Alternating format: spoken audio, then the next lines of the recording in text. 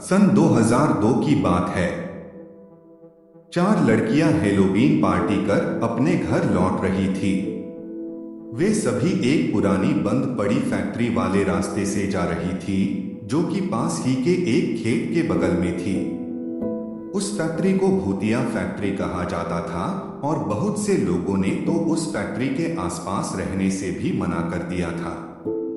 जब वे सभी उस खेत के बीचों बीच पहुंची तो उनमें से एक लड़की ने उस फैक्ट्री को एक्सप्लोर करने की बात कही। यह सुनकर बाकी सभी लड़कियां डर गई, पर बाद में उनमें से एक ने हाँ किया कि वो यह करेगी ताकि वह स्कूल में सभी को यह बात बता सके। उनमें से दो लड़कियां फेंस पर चढ़कर उस फैक्ट्री में चली गई, बाकी दोनों बाहर उनका इंतजार करने लगी। कुछ 20 मिनट के बाद उन दोनों लड़कियों को उनकी चिंता होने लगी, क्योंकि वे दोनों अब तक उस फैक्ट्री बाहर नहीं आई थी।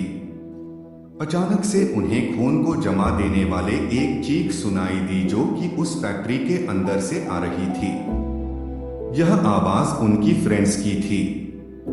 वे दोनों डर कर अपने घर की ओर भाग गई।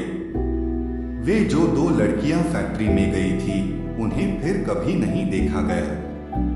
वह फैक्ट्री आज भी वही खड़ी है और लोग आज भी उस फैक्ट्री में जाने से डरते हैं। सन 2003 की हेलोवीन की काली रात थी। एक बस ड्राइवर एक अंधेरी और खाली गली में बस चला रहा था। तभी उसे रोड के एक ओर एक खूबसूरत लड़की खड़ी दिखाई दी। उसने बस को रोका और वह बस में चढ़ गई। वह बस में पीछे जाकर बैठ गई और सामने की ओर देखने लगी। जब बस ड्राइवर ने मिरर में देखा तो उसने पाया कि वह लड़की बिना अपनी पलक झपकाए उसकी ओर ही देख रही थी। पर जब उसने अपने कंधे की ओर देखा तो उसने देखा कि वह औरत उसकी ओर अपनी पीठ किए हुए बैठी थी।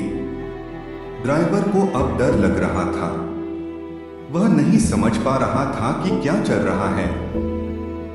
और जब वह आखिरी स्टॉप पर पहुंचा तो उसने दरवाजा खोला, पर वह औरत नीचे नहीं उतरी। वह उस जगह पर उस ड्राइवर की ओर अपनी पीठ किए हुए बैठी थी। बिल्कुल मोशनलेस वह ड्राइवर बस के पीछे की ओर जाता है और देखता है कि उस औरत ने अपने हाथों से अपना मुंह ढक रखा था।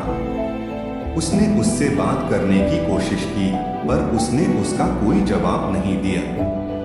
उस बस ड्राइवर ने उसका चेहरा देखने का प्रयास किया, पर उस औरत ने उसको ऐसा करने से मना कर दिया।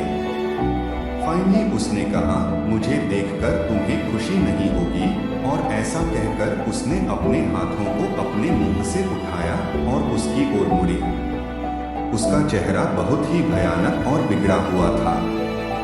उसके चेहरे से मांस के लोथड़े लटक रहे थे और उनमें से चेहरे की हड्डियां साफ दिखाई दे रही थी। ऐसा कहा जाता है कि उन्हें वह बस ड्राइवर बस के बाहर बेहोश पड़ा मिला था। वह 2 हफ्तों तक कोमा में रहा और जब उठा तो वह अपना आपा खो चुका था। उन लोगों ने उसे एक मेंटल इंस्टीट्यूशन में डाल दिया और यह कहानी उसने उसी मेंटल इंस्टीट्यूशन के अंदर बताई थी।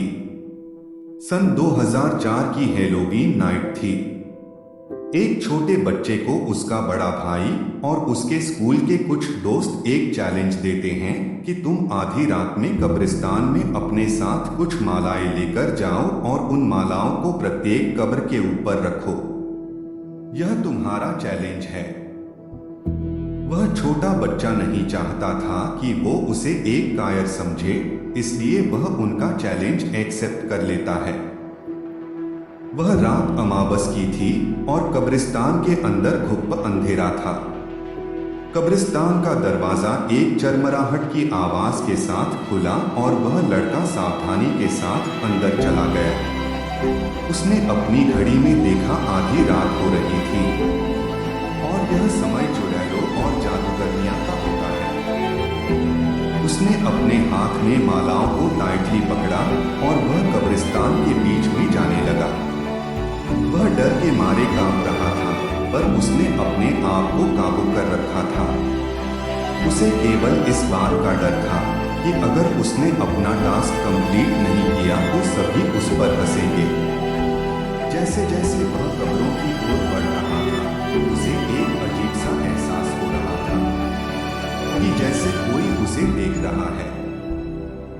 आखिरकार उसने हर एक कब्र पर माला चढ़ा दी और अपना टास्क कंप्लीट किया। सारी कब्रों पर मालाएं रख दी। माय टास्क इज कंप्लीटेड, उसने खुद से कहा। तभी उसने अपने कंधे पर एक ठंडे हाथ को महसूस किया और एक हिस्सक हिस्सक की आवाज सुनाई दी, तुम मेरी कब्र भूल गए।